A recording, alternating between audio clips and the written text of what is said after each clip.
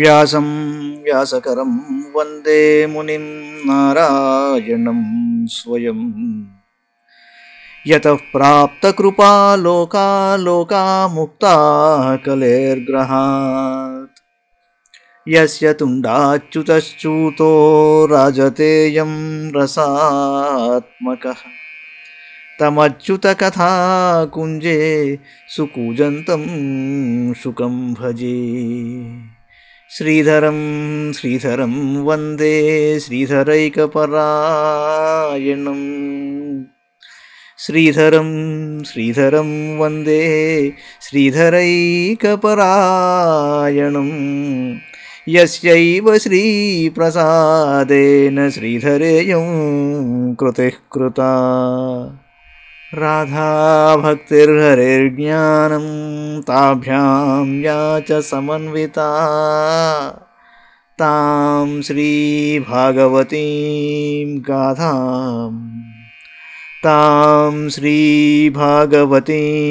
గాథాం వందే యుగళరూపిణీ. నీ పద్యావళులాలకించు చెవులు నిన్నాడు వాక్యంబులు. నీ పద్యావళులాలకించు చెవులు నిన్నాడు వాక్యంబులు.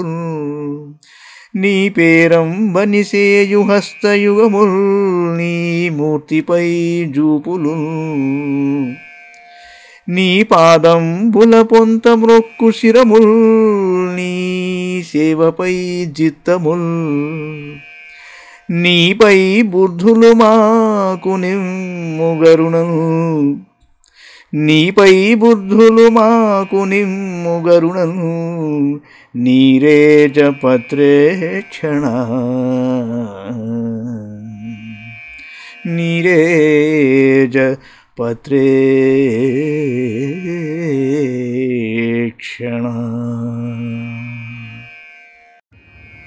భాగవత మహాపురాణంలోని 6వ స్కంధంలో మనం 14వ అధ్యాయంలో ఉన్నాం. వృత్రాసురుని పూర్వ చరిత్ర. పరీక్షితువాచ. రజస్తమస్వభావస్య బ్రహ్మన్ వృత్రస్య పాప్మనః నారాయణే భగవతి కథమాసీత్ దృఢామతిః. దేవానాం శుద్ధసత్వానాం ఋషీణాం తామలాత్మనాం భక్తిర్ముకుంద చరణేన ప్రాయేణోపజాయతే. రజోభిః సమసంఖ్యాతాః పార్థివైరిహ జంతవః తేషాం ఏ కేచనే హంతే శ్రేయో వై మనుజాదయః. ప్రాయో ముముక్షవస్తేషాం కేచనైవ ద్విజోత్తమాః. ముముక్షూణాం సహస్రేషు కశ్చిన్ముచ్యేత సిద్ధ్యతి. ముక్తానామపి సిద్ధానాం నారాయణ పరాయణః. సుదుర్లభ ప్రశాంతాత్మా కోటిష్వపి మహామునే. వృత్రస్తు స కథం పాపః సర్వలోకోపతాపనః. ఇత్థం దృఢమధికృష్ణే ఆసీత్ సంగ్రామ ఉల్బణే. అత్ర న సంశయో భూయాన్ శ్రోతుం కౌతూహలం ప్రభో. యః పౌరుషేణ సమరే సహస్రాక్షమతోషయత్. పరీక్షిత్ అన్నాడు, మహాత్మా శుకయోగి, వృత్రాసురుడు రజోగుణ తమోగుణ స్వభావము గలవాడు. అతడు పాపాత్ముడు. ఇట్టి స్థితిలో అతనికి సర్వేశ్వరుడైన శ్రీమన్నారాయణుని పాదముల ఎడ దృఢమైన భక్తి ఎలా కుదురుతుందండి? సాధారణంగా శుద్ధసత్వ స్వభావులైన దేవతలకును నిర్మల హృదయులైన ఋషిసత్తములకును ముకుందుని పాదపద్మముల ఎడ అనన్యభక్తి కనిపించకుండును కదా. వాస్తవంగా భగవద్భక్తి కలుగుట దుర్లభమైనదే. ఆత్మ, ఈ జగత్తునందు ప్రాణులు భూమి యొక్క ధూళి కణముల వలె అసంఖ్యాకము. వారిలో మనుష్యులు మొదలు ఉత్తమ జీవులు తమ శ్రేయస్సు కొరకు పాటుపడుతూ ఉంటారు ద్విజవర. వారిలో కూడా సంసారం నుండి ముక్తి కోరుకుని వారు చాలా అరుదుగా ఉంటారు. ముక్తిని కోరుకుని వేల కొలది జనులలో ఎవరికో ఒక్కరికి మాత్రమే ఆ సిద్ధి లభిస్తుంది కదా. మహాముని, ముక్తిని పొందిన సిద్ధ పురుషులలో కూడా కోటికొక్కడు కూడా శ్రీమన్నారాయణుని ఎడ భక్తి గల ప్రశాంత చిత్తులు ఉండుట కష్టం కదా. వృత్రాసుడు సకల లోకములను గడగడలాడించిన పాపాత్ముడు. అతడు భయంకరమైన సంగ్రామ సమయమున శ్రీకృష్ణుని ఎడ ఇంతగా దృఢమైన భక్తిని కలిగి ఉండుటకు కారణం ఏమిటి? ఈ విషయమును తెలుసుకొనవలెననడి కుతూహలము మెండుగా గలదు. ఆహా, వృత్రుడు తన బల పరాక్రమములతో రణరంగమున 1000 కన్నుల వేల్పుడగు ఇంద్రుని కూడా సంతోషపరచెను. సూతవాచ పరీక్షితోథ సంప్రశ్నం భగవాన్ బాదరాయణి నిశమ్య శ్రద్ధానస్య ప్రతినంద్యవచో బ్రవీత్. సూతుడన్నాడు, శౌనకాది మునులారా, పరమ శ్రద్ధాడు అయిన పరీక్షిత్తు యొక్క ప్రశ్నను విని శుకయోగి అతనిని అభినందిస్తూ ఇలా అన్నాడు. శ్రీ శుకవాచ శృణుష్వావహితో రాజన్ ఇతిహాసమిమం యథా శ్రుతం ద్వైపాయనముఖాన్నారదాత్ దేవలాదపి ఆసీద్ రాజా సార్వభౌమః శూరసేనేషు వై నృప చిత్రకేతురితి ఖ్యాతో యస్యాసీత్ కామధుమ్మహి తస్య భార్యా సహస్రాణి దశాభవన్ శాంతాని కశ్చాపి నృపో న లేభే తాసు సంతతిం రూపౌదార్యవయోజన్మ విద్యైశ్వర్యశ్రియాదిభిః సంపన్నస్య గుణైః సర్వైశ్చింతావంధ్యాపతేరభూత్ నతస్య సంపదః సర్వా మహిష్యో వామలోచనాః సార్వభౌమస్య భూష్యేయమభవన్ ప్రీతిహేతవః తస్యైకదా తు భవన మంగిరా భగవాన్ ఋషిః లోకాననుచరన్ నేతానుపాగచ్చద్యదృక్షయా తం పూజయిత్వా విధివత్ ప్రత్యుత్థానార్హణాదిభిః కృతాతిథ్యముపాసీదత్ సుఖాసీనం సమాహితః. శుకులు వారన్నాడు, పరీక్షిత్ మహారాజా, ఈ ఇతిహాసమును సావధానంగా విను. దీనిని నా తండ్రి అయిన వ్యాసభగవానుడును దేవర్షి అయిన నారదుడును మహర్షి అయిన దేవలుడును చెప్పగా నేను వినియున్నాను. ఇప్పుడు దానిని తెలుపదను వినుము రాజా.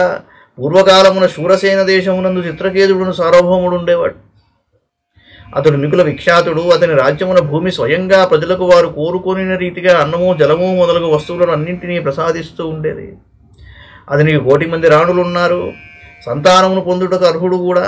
కాని వారిలో ఒక్కరికి సంతానం కలగలేదు. ఆ చిత్రకేతు మహారాజునికి ఏ విషయమున కూడా లోటు లేకుండెను. సౌందర్యము, ఔదార్యము, యవ్వనము, సద్వంశమును జననము, విద్య, ఐశ్వర్యము, సంపదలు మొదలు అన్ని గుణములను అతనిలో ఉన్నాయి. అయినను అతని పత్నులు సంతానహీనులగుట వలన అతడు చింతాగ్రస్తుడై ఉన్నాడు. అతడు భూమండలమునకు ఏకఛత్రాధిపతి అయి ఉండెను. అతని రాణులు సౌందర్యవతులు. ఆయనకు అన్ని విధములకు సంపదలు ఉండెను. ఇవి ఏవియును ఆయనకు ప్రీతిని గూర్పలేకుండెను. ఇట్లుండగా పూజ్యుడైన అంగిరస మహర్షి సకల లోకములలో సంచరిస్తూ ఒకనాడు అకస్మాత్తుగా చిత్రకేతు మహారాజు యొక్క భవనానికి విచ్చేశాడు. అప్పుడు చిత్రకేతు మహారాజు ఆయనకు ఎదురేగి అర్ఘ్యపాత్యాదులచే విద్యుక్తముగా సత్కరించాడు. అతిథి మర్యాదలు జరిపిన తరువాత అంగీరసుడు సుఖాసీనుడయ్యాడు. అంతటా చిత్రకేతువు కూడా ప్రశాంతముగా ఆయన సమీపమున కూర్చున్నాడు. మహర్షిస్తముపాసీనం ప్రశ్రయావనతం చితౌ ప్రతిపూజ్య మహారాజ సమాభాప్యేదమబ్రవీత్. మహారాజా, ఆ చిత్రకేతు మహారాజు మిగుల వినమ్రతతో భక్తిపూర్వకంగా ఆయన యొద్ద నేలపై కూర్చుని ఉండుటను అంగీరసుడు గమనించి ఇలా అన్నాడు. అంగీరావాచ అపితే నామయం స్వస్తి ప్రకృతీనాం తథాత్మనః యథా ప్రకృతిభిర్గుప్తః పుమాన్ రాజా చ సప్తభిః ఆత్మానం ప్రకృతిష్వర్థా నిధాయ శ్రేయ ఆప్నుయాత్ రాజ్ఞా తథా ప్రకృతయో నరదేవా హితాధయః అపి దారాః ప్రజామాత్యా భృత్యాః శ్రేణ్యోధ మంత్రిణః పౌరా జానపదా భూపా ఆత్మజా వశవర్తినః యస్యాత్మానువశశ్చేత్ స్యాత్ సర్వే చ తద్వశగా ఇమే లోకాః సపాలాయచ్చంతి సర్వే బలిమతంత్రితాః ఆత్మనా ప్రీయతేనాత్మా పరతస్వత ఏవ వా లక్ష్యే లబ్ధకామం త్వాం చింతయా శబలం ముఖం ఏవం వికల్పితో రాజన్ విదుషా మునినాపి సహ ప్రశ్రయావనతోభ్యాహ ప్రజాకామస్తతో మునిం. అంగీరస ఋషి అన్నాడు, చిత్రకేతు మహారాజా, మహత్తత్వాది 7 ఆవరణములు జీవుని చుట్టూను చేరి రక్షించుచుండున్నట్లు గురువు, మంత్రి, రాజ్యము, దుర్గము, కోశము, సేనలు, మిత్రులు అను 7 ప్రకృతులు రాజు చుట్టూను చేరి ఆయనను రక్షించుచుండును. ఇవి అన్నీయూ భద్రముగానే ఉన్నవి కదా. ఇవి అన్నీయును సురక్షితముగా ఉన్నప్పుడే రాజు క్షేమంగా ఉంటాడు. రాజు ఈ సప్త ప్రకృతులకు అనుకూలుడై ఉండుట వలననే రాజ్యసుఖమును అనుభవిస్తాడు. అట్లే ప్రకృతులు కూడా తమ రక్షణ భారమును రాజుపై నుంచి సుఖమును సమృద్ధిని పొందును. రాజా, నీ రాణులు, ప్రజలు, అమాత్యులు, సేవకులు, వ్యాపారులు, మంత్రులు, పౌరులు, జానపదులు, సామంతులు, పుత్రులు నీ వశంలో ఉన్నారా? వాస్తవంగా మనోనిగ్రహము గలవానికే ఇవన్నీను వశంలో ఉంటాయి. అంతేకాదు, సకల లోకములు, లోకపాలురు కూడా సావధానంగా అతనికి కానుకలు అర్పించి ప్రసన్నులవుతారు. కానీ నీవు అసంతుష్టితో ఉన్నట్లు కనబడుతున్నావు. నీ అభిలాష ఏదో నెరవేరనట్లున్నది. నీ ముఖము చూడగా నీవు చింతాగ్రస్తుడవై ఉన్నట్లు అనిపిస్తున్నది. నీ అసంతోషమునకు కారణం నీవేనా, ఇతరులా? రాజా, చిత్రకేతు మహారాజు యొక్క మనస్సులో ఏదో చింత ఉన్నట్లు అంగిరసునకు ముందే తెలియను. అయినను దానికి సంబంధించిన అనేక ప్రశ్నలను అడిగాడు. చిత్రకేతునకు సంతానాభిలాష ఉన్నది కనుక అతడు అంగిరస మహర్షికి వినమ్రుడై ఇలా నివేదించాడు. చిత్రకేతరువాచ: భగవన్ కిన్న విదితం తపోజ్ఞాన సమాధివి. భగవన్ కిన్న విదితం తపోజ్ఞాన సమాధివి. యోగినాం ధ్వస్త పాపానాం బహిరంతఃశరీరిషు. తథాపి పృచ్ఛత బ్రూయాం బ్రహ్మన్నాత్మని చింతితం. భవతో విదుషశ్చాపి చోదితస్త్వదనుజ్ఞయా. లోకపాలైరపి ప్రాచ్యాః సామ్రాజ్యైశ్వర్య సంపదః. నందయంత్య ప్రజన్మాం క్షుత్కృత్కామవిమివాపరే. తతః పాహి మహాభాగపూర్వైః సహ గతం తమః. యథా తరేమ దుష్పారం ప్రజయా తద్విధేహినః. చిత్రకేతు అన్నాడు: మహాత్మా, యోగులకు తపస్సు, జ్ఞానము, ధారణ, ధ్యాన, సమాధుల ద్వారా వారి పాపములు అన్నీను నశించిపోతాయి. అట్టివారికి లోపల బయట తెలియని విషయములంటూ ఉండునా? బ్రాహ్మణోత్తమ, మీరన్నీయూ ఎరిగిన వారే కదా. అయినప్పటికీ మీరు నా మనస్సులో గల చింతను గూర్చి అడుగుతున్నారు కనుక మీ ప్రేరణ పొంది మీ అనుజ్ఞతో నా మనస్సులోని చింతను నివేదిస్తున్నాను. రాజులు సామ్రాజ్యమును, ఐశ్వర్యమును, సంపదలను కోరుకునుచుందురు. ఇవన్నీను నాకు ప్రాప్తించాయి. సుఖభోగములకు ఏమాత్రము లోటు లేదు. అయినను సంతానము లేకపోవుటచే ఆకలి కొన్నవానికి అన్నపానాదులతో లభించు తృప్తి ఇతర వస్తువులచే లభింపన్నట్లు ఈ భోగభాగ్యములు నాకు తృప్తిని కూర్చుటలేదు. మహానుభావ, సంతానములేమిచే నేను దుఃఖితుడనై ఉన్నాను. వంశాభివృద్ధి లేకుండాచే నా పితృదేవతలు కూడా దిక్కుతులై ఉన్నారు. నీవు నాకు సంతానము కలుగు ఉపాయమును తెలిపి నన్ను ఇహపరలోక దుఃఖముల నుండి విముక్తుని చేయుము. శ్రీశుకౌవాచ: ఇత్యర్థితః స భగవాన్ కృపాళుర్బ్రహ్మణః సుతః. శ్రపయిత్వా చరం త్వాశ్రం త్వష్టారమయజద్విభుః. జ్యేష్ఠా శ్రేష్ఠా చ యా రాజ్ఞో మహిషీనాం చ భారత. నామ్నా కృతద్యుతిస్తస్యై యజ్ఞోచ్ఛిష్టమదాద్విజః. అథాహ నృపతిం రాజన్ భవితైకస్తవాత్మజః. హర్షశోకపదస్తుభ్యమితి బ్రహ్మసుతో యయౌ. సాపి తత్ప్రాశనాదేవ చిత్రకేతోరధారయత్. గర్భం కృతద్యుతిర్దేవీ కృత్తికాగ్నేరివాత్మజం. శుక్రవారం అన్నాడు: పరీక్షణ్ మహారాజా, చిత్రకేతు మహారాజు ఇలా ప్రార్థింపగా సర్వసమర్థుడు, దయామయుడు, బ్రహ్మదేవుని కుమారుడైన అంగీరసుడు త్వష్టదేవతకు నివేదింపదగిన చరువును వండింపజేసి ఆ దేవతను తృప్తిపరచుచు యజ్ఞమును ఆచరించాడు. చిత్రకేతు మహారాజు యొక్క రాణులలో కృతద్యుతి అను ఆమె పెద్దతి. ఆమె మిగులు ఉత్తమురాలు. అంగిరస మహర్షి ఆమెకు యజ్ఞావశిష్టముకు ప్రసాదమునిచ్చి ఆ మహారాజుతో ఇలా అన్నాడు: రాజా, నీకు ఒక కుమారుడు కలుగును. అతని వలన నీకు సంతోషము, దుఃఖము కూడా కలుగును అని పలికి అంగిరసుడు వెళ్ళిపోయాడు.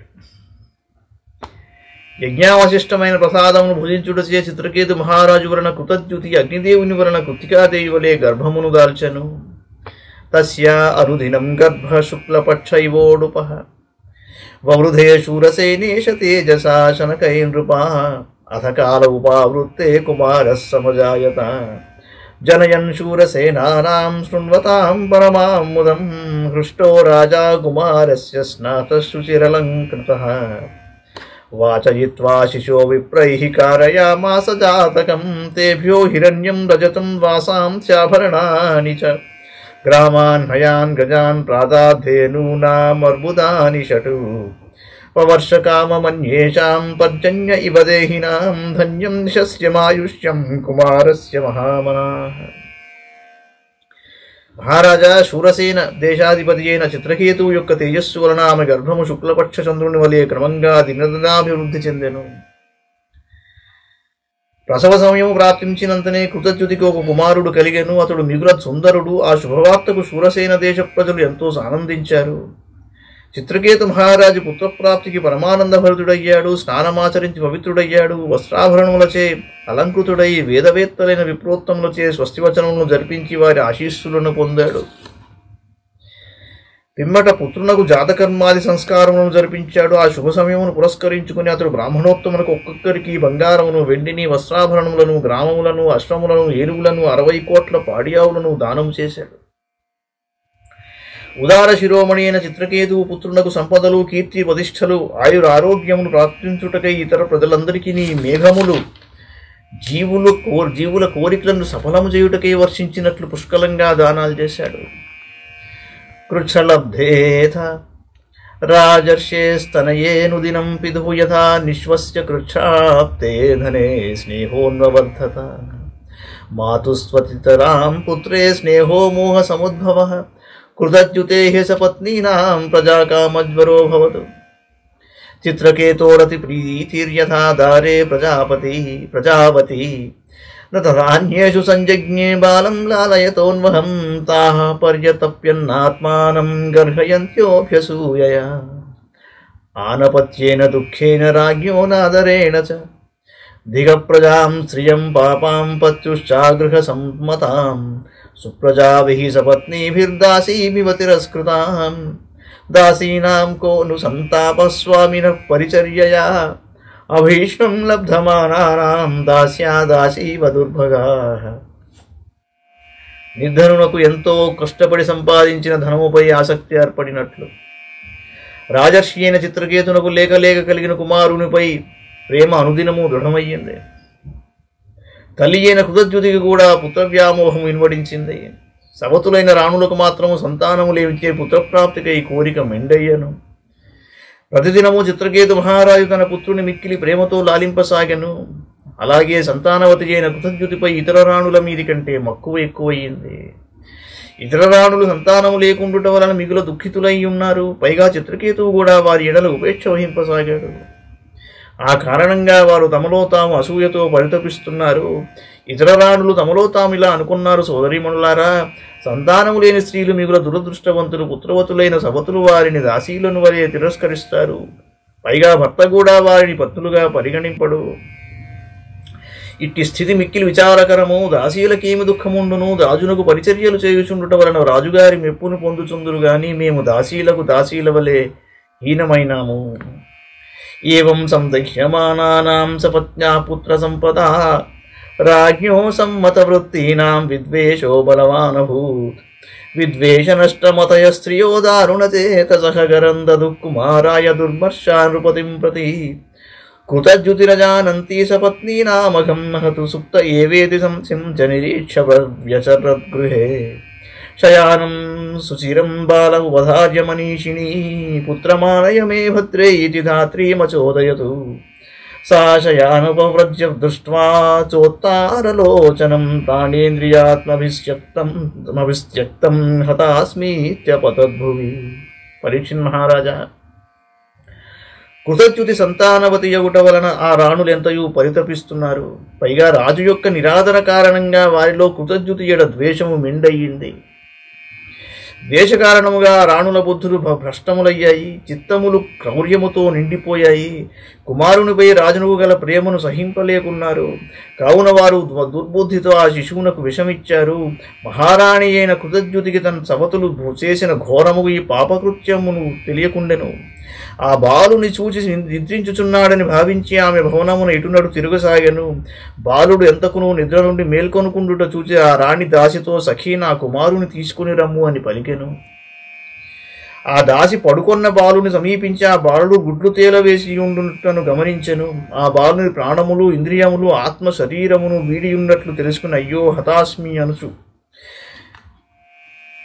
నేలపై పడిపోయెను. తస్యాస్తదా కన్య భృచాతురం స్వరం గ్రంథ్యాః కరాభ్యాముర ఉచ్చకైరపి ప్రవిశ్య రాజ్ఞీ త్వరయాత్మజాంతికం దదర్శ బాలం సహసామృతం సుతం పపాత భూమౌ పరివృద్ధయా శుచాముమోహ విభ్రష్ట శిరోరుహాంబరా తతో నృపాంతఃపురవర్తినో జనాః నరాశ్చ నార్యశ్చ నిశమ్య రోదనం ఆగత్య తుల్యవ్యసనాః సుదుఃఖితాః హతాశ్చ వ్యలీకం రురుదుఃకృతాగసః శ్రుత్వా మృతం పుత్రమలక్షితాం తకం వినష్ట దృష్టి ప్రపతన్ స్ఖలన్ పథి స్నేహానుబంధైధితయా శుచాభృశం విమూర్ఛితోను ప్రకృతిర్విజైర్వృతః పపాత బాలస్య స పాదమూలే మృతస్య విస్రస్త శిరోరుహాంబరః దీర్ఘం శ్వసన్ బాష్పకలోపరోధతో నిరుద్ధ కంఠో న శశాక భాషితుం. అంతటా దాసి తన రెండు చేతులతో గుండెలు బాదుకుంటూ బిగ్గరగా ఆర్తనాదం చేయుచు ఏడవసాగింది. ఆమె ఏడుపు విని మహారాణి యొక్క కృతజ్ఞుడి పరుగు పరుగున తన పుత్రుడు శయనించిన చోటికి వచ్చెను. తన పసికూన అకస్మాత్తుగా మృదుడై ఉన్నట్లు గమనించాడు. అంతటా ఆమె అంతులేని దుఃఖముతో మూర్ఛిల్లి నేలపై పడిపోయెను. ఆమె శిరోజములు చెల్లాచెదరైపోయెను. కట్టుకుని ఉన్న వస్త్రము అస్తవ్యస్తమయ్యింది. మహారాణి యొక్క రోదన ధ్వనిని విన్నంతనే రాజాంతఃపురములో స్త్రీ పురుషులందరూ అతడికి పరిగెత్తుకుంటూ వచ్చి వారును ఆమె వలె మిగుల దుఃఖింపసాగారు. బాలుని మృతికి కారణమైన వారు కూడా వచ్చి కపట దుఃఖముతో ఏడ్చారు. చిత్రకేతు మహారాజునకు ఆయన పుత్రుని యొక్క హఠాన్మరణ వార్త తెలియవచ్చింది.